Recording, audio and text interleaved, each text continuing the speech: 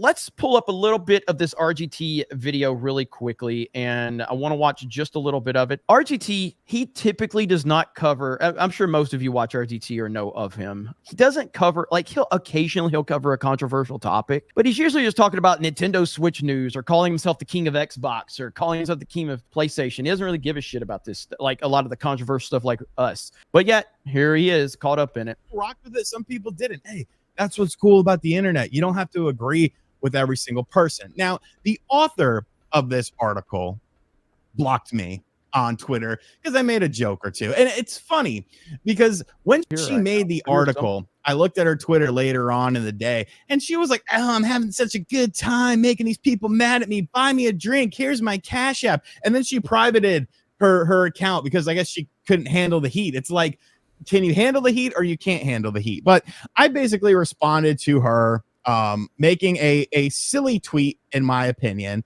that I'm going to bring up right now. Like I said, very raw, very real, very uncut.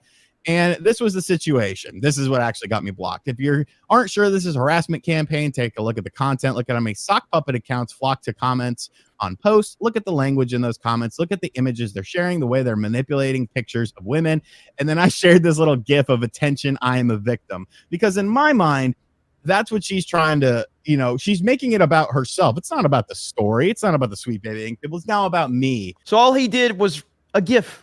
It's all he did, and that's what has led to what we're going to see here in just a second. Because I said that this wasn't a problem, when in actuality, there's actual proof of this being an issue. Once again, I want to remind you that this whole thing started because Sweet Baby Inc. employees tried to take down a list of their games that was put up on Steam. They tried to false flag this. So harassment started with them, but that's okay because they're in the right in this situation and they're holier than thou. But here's where things get ridiculous. You want to block me? Cool, that's fine. I don't care. I've been blocked by a ton of people.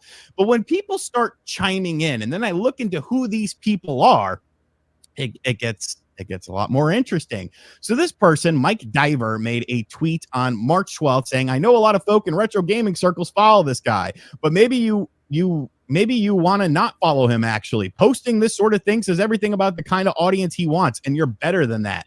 And the girl from Kotaku retweeted this. So this dude is trying to say, hey, don't rock with this guy. Don't follow this guy. And you see that right there? Web Things at PlayStation is who Mike Diver is. Do you know anything about Mike Diver outside of this video, Craig? I know you watched it. So cancel pig.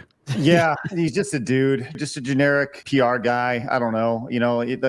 What do you say to these people? Like, they clearly have an agenda. They clearly want to put their chest out and say, look at me, look at what a great person I am. Look at what an ally I am. It's like, get over yourself, fuckers. Well, the attempt has been, just like we've seen a lot of these kind of cancel culture things from these people that feel like they're in power. It's, hey, if you don't have the right opinion, we're going to do everything you can to convince you that you need to shut the fuck up about it. And even Alyssa Mercante, a day or two after she published that very first Kotaku hit piece, she put out a little post that basically said, silence will not save you. Yes. Encouraging journalists, encouraging developers to stand up and speak out about all this. Because if you don't, we're not going to fucking forget it. Mm-hmm. Yes. This is straight out of the GG1 playbook. I mean, exactly. They would say that silence is complicit, right? Yep. So you have to speak up, and they would try to shame people with that, and they would try to claim that there were all these sock puppet accounts that were angry. And it was originally that Gamergate was only 300 people. They revised it upwards to 10,000 later,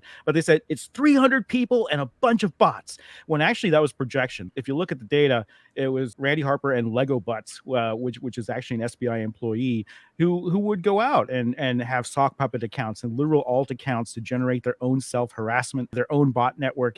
And I don't know who was funding them, but I guess the funding dried up because I don't see that. Or Twitter's much better at bot crackdown. I know that they kept nuking a lot of accounts, but I don't see that anymore. But it's never been sock puppets. The sock puppets were always on the other side. The silence thing, I've been very vocal about. I think I was the first person to reach out to Alyssa Mercante to come on Side Scrollers. I had a tweet about that. Her response was simply just pass. It was like she wrote a one-word response, really like arrogant. She wants to talk about silence being violence, right? Her not talking, her not coming on side scrollers and speaking is really, it really offends me. And I really think she's racist because I think she's only done an interview with black people.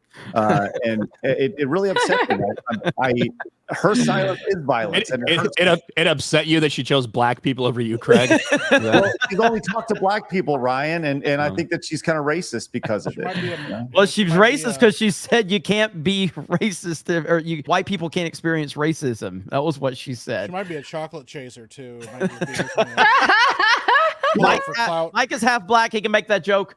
Yeah. Just want to point that out. She might just be, she might have just been like, "Oh man, a bunch of three black dudes want to talk to me. Yeah, I'll take that in my heart." Wasn't she tweeting at Hassan, like trying to get his desperately? Yes, dude, she was desperately like, because I think Hassan talked about her something on a stream, and she kept tagging and be like, "Hassan, when are you going to invite me on so we can actually talk about this harassment campaign that's going on?" Yeah. I YouTubers guess and streamers don't have influence yet. I'm begging this guy who has a streamer to have me on so he can sway influence. But yeah, so again, and RGT gets into the rest of it. It is interesting how that's playing out, and I think that that's a little insight into how this industry is going to continue to respond to different people out there. If they got a problem with RGT, can you imagine what they're going to think when they see Ryan Kennel's video? I mean, holy shit. You know what I mean? Like, that's going to take it to another level.